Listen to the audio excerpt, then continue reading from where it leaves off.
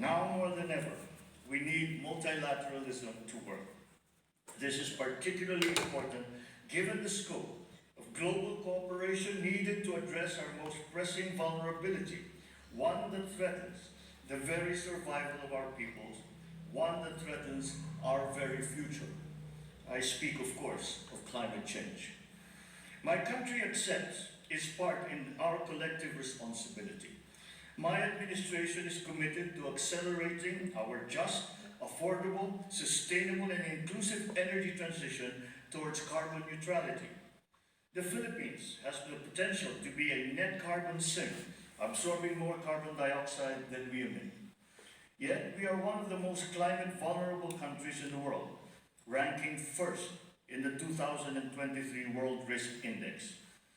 This glaring disproportion between our share of responsibility and our vulnerability reflects an injustice that must be corrected. Developed countries must do more, and they must do it now. Our past successes should inspire us to forge ahead in building the future to which we aspire.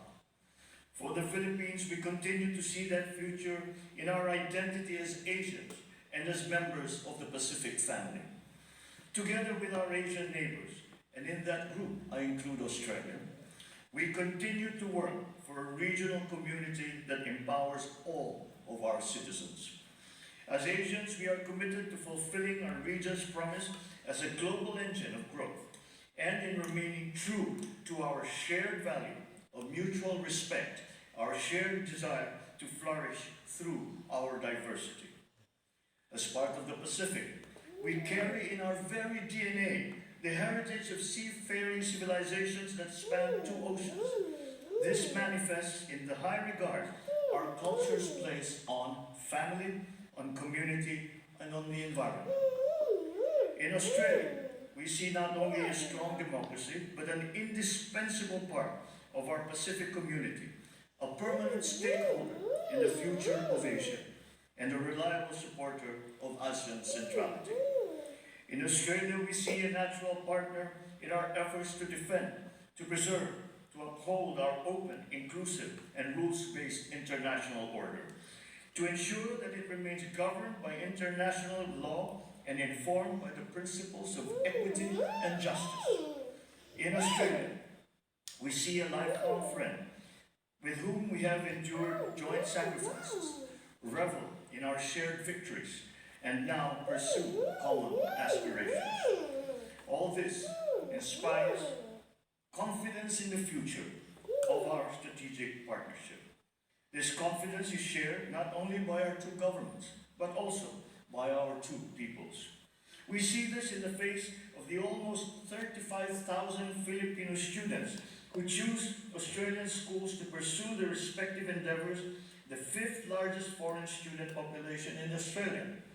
We see this too in the nearly 30,000 Australians who work and live with us and have chosen to call the Philippines their home.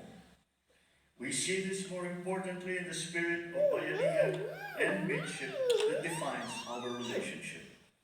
Our mateship brought Australians to Tacloban, my mother's hometown, to bring relief in the aftermath of Super Typhoon Haiyan in 2013. Our bayanihan brought closure and peace to the families of the gallant Australians that perished in the sinking of the Montevideo Maru in 1942. And it is the same spirit that now brings our sailors, our airmen and soldiers together, shoulder to shoulder, in defending our rights and in securing our common future. For when the Southern Cross met the Pearl of the Orient, a friendship blossomed which stood the test of war and flourished through the changes brought about by a world in flux. Looking ahead, I am confident that Filipinos and Australians will remain steadfast partners, unyielding and uncompromising in our shared values, and energized as we gird ourselves to work together in the spirit of bayanihan and of mateship. Thank you and mabuhay.